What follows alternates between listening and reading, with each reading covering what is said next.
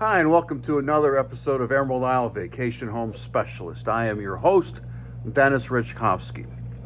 Some of you recognize me as the co-owner of Flip Flops Donuts, and some of you know me as your broker of real estate, who specializes in waterfront and waterview properties along the Crystal Coast, especially on boat banks and in my town of Emerald Isle, North Carolina.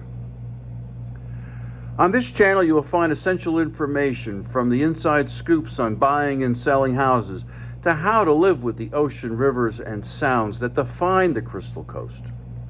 Today's episode is all about the whaling industry and its ties to Carteret County. Whether you visit here occasionally or live here full time, knowing about the role whales played in the growth of Carteret County is a story worth telling. Before I begin, please subscribe to my video channel now or at the end of this episode. The earliest record of whaling in North Carolina was of a proposed open ocean voyage in 1666. In that year, Humphrey Hughes of Long Island, New York, secured from Peter Carteret, Secretary of Albemarle County, a lease for whaling between the inlet of Roanoke and the island of Currituck. In return, Hughes was to pay 1/5 of the oil and bone to the Lords Proprietors of Carolina.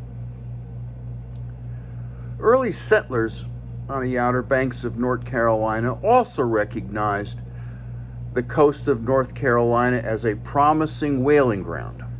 These pioneer watermen harvested the blubber of carcasses that came ashore, and some whale oil was exported from the 1660s onward.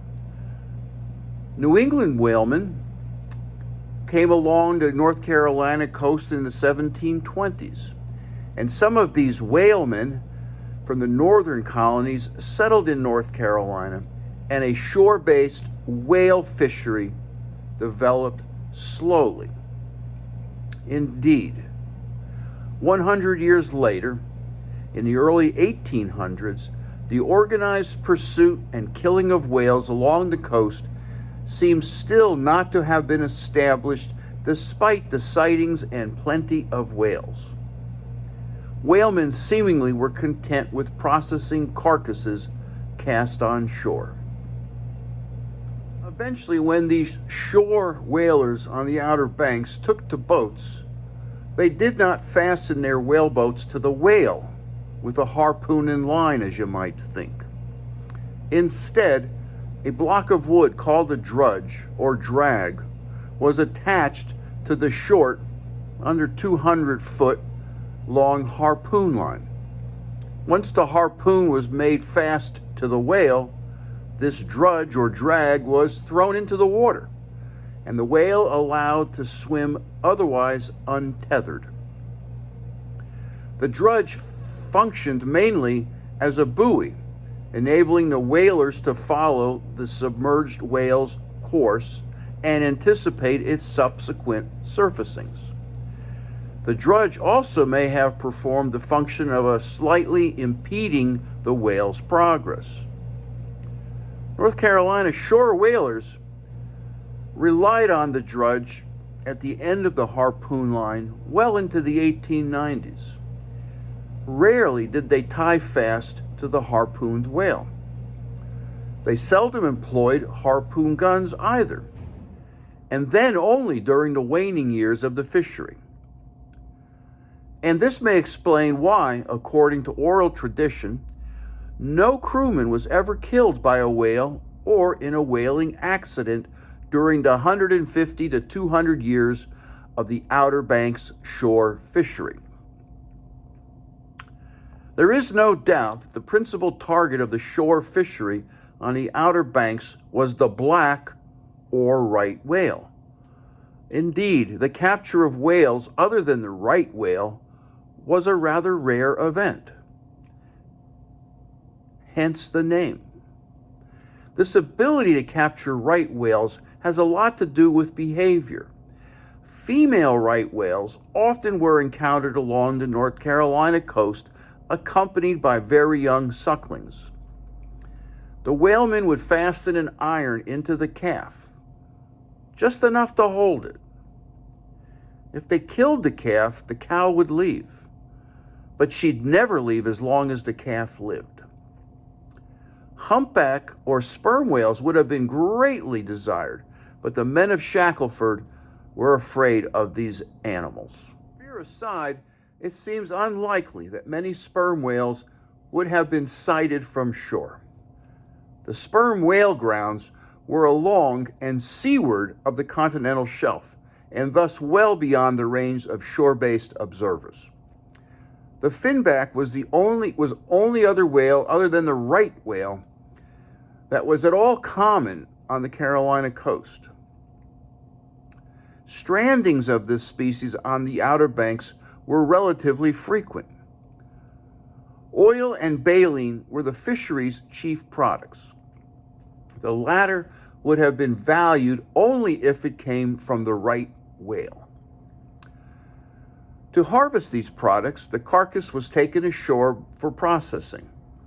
Lines fastened to the carcass were attached to anchors which were buried in the sand above the high tide level.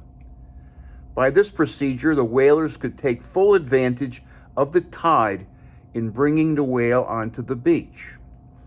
A block and tackle may have been used at times to help drag the carcass along above the waterline. The average yield of oil from whales taken near Cape Lookout was 40 barrels, and there would be up to 1,000 pounds of bone or baleen in the mouth of a good right whale. Individual right whales were often worth between $1,200 and $1,500, taking in account the proceeds from oil and baleen. The oil and baleen were sold in Moorhead or City or Beaufort to the highest bidder, and some of the whale oil went off to Baltimore by schooner, and some was shipped out of Portsmouth Island.